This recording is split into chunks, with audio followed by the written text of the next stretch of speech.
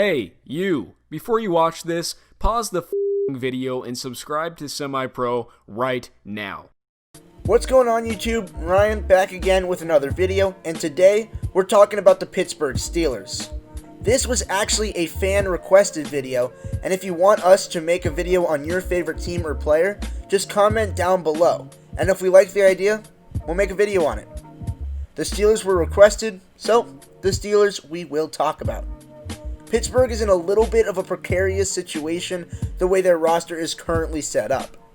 Last year, the Steelers finished 8-8 and were bouncing in and out of playoff contention for the entire year, even though it seemed like everyone on the offensive side of the ball had down years. Big Ben got hurt, and Mason Rudolph and Duck Hodges took over at quarterbacks. And they didn't play particularly well at all. But between them, they boasted an 8-6 record. I'm still somewhat baffled by how this is possible. Rudolph was 29th in quarterback rating amongst the league's starting QBs, and Hodges was over 10 points worse. If you aren't familiar with quarterback rating, that is very bad, just to say the least. On top of that, it seemed that Juju Smith-Schuster and James Conner both had down years, after coming off Pro Bowl appearances. Juju was injured on and off throughout the season, but his receptions, touchdowns, and yards per game were all cut in half from his previous season. He went from one of the best wideouts in the league to one of the worst. He was 97th in receptions, and that puts him behind guys like backup running backs Royce Freeman, Melvin Gordon, and Naheem Hines, and behind guys like Evan Ingram, T.Y. Hilton, and Alshon Jeffrey, who didn't even play more than 10 games. It was honestly quite embarrassing for Juju. James Conner faced the same fate as Juju, as he saw his yards, touchdowns, and receptions cut in half as well. It's just utterly baffling to me. This team had a stretch during the season where they went 8-2. Was their competition the best during that stretch? No, but does it matter? They went 8-2. They won 8 out of 10 with Duck Hodges and Mason Rudolph at quarterback. This team vastly outplayed their offensive production. That was in large part due to their defense.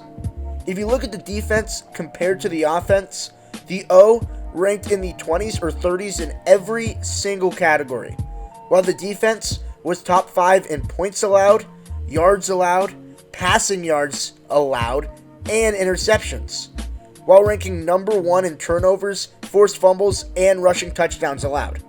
If that isn't a well-rounded defense, I just don't know what is. And it didn't seem like anyone was talking about it.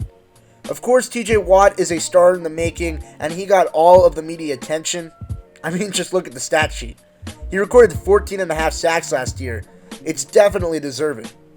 But the narrative around the Pittsburgh D every year since Troy Polamalu, Ike Taylor, and James Harrison left was that the team was still looking to recover on the defensive end and never had the right pieces to be an elite defense.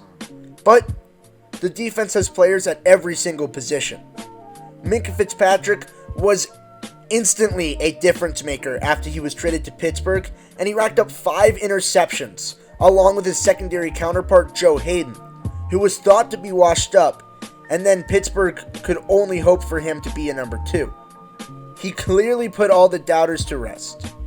Steven Nelson, opposite of Hayden, was ranked by PFF as the 6th best corner in all of football. And if we're talking about PFF rankings, the Steelers have the best defensive interior tandem in Cam Hayward and Stephon Tuitt, who are ranked 2nd and 6th among all defensive interior players. And Tyson Alualu was ranked 13th. The biggest question mark has been the same for a while, and that's the linebacking core. But Devin Bush starred during his rookie year and looks like the defensive leader of the future. And then Bud Dupree played very well as a complimentary backer, and he got after the quarterback, recording 11.5 sacks. Just imagine what this team could do if they had Ryan Shazier still at the linebacker position.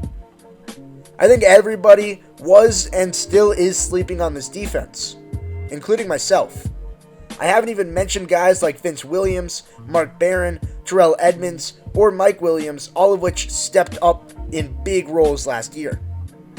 Damn, this defense is just stacked and good. But the main reason why I think this team stayed afloat is because they're just a sound, well-run organization. And Mike Tomlin is a good coach. He's been under some controversy, but I think he's a pretty good head coach and definitely one of the top 10 in the NFL. There are just some teams in the league that no matter who they have, they still will be a semblance of competitive because of the coaching staff and because of the organization. The Ravens are one of those teams, so are the Saints, Seahawks, Patriots, and the Steelers. These teams will just be good no matter what their roster, because they have malleable coaches who can adjust to the strengths of their teams and try to mitigate the weaknesses. As far as 2020 is concerned, Pittsburgh needs a quarterback. Big Ben should be healthy, and hopefully he returns to the same caliber of play we've been accustomed to seeing from him. But even if he does come back, Pittsburgh desperately needs a quarterback of the future. I'm out on Rudolph or Hodges being the guy, and it doesn't seem like Big Ben has that many years left in the tank. I'm not the biggest Cam Newton fan, but if there's any fit that's ideal, it seems to be the Steelers. And he could definitely be a bridge quarterback until they find the guy of the future. If this team finds the right quarterback, they're Super Bowl contenders. They have a Pro Bowl caliber running back, wide receiver, and a very stout offensive line that I really haven't touched on in this video to go along with a defense that I can say with confidence is one of the best in the league, rivaling the 49ers, Ravens, Bills, and Patriots. If Pittsburgh gets sufficient quarterback play, this team could be a dark horse Super Bowl contender next year.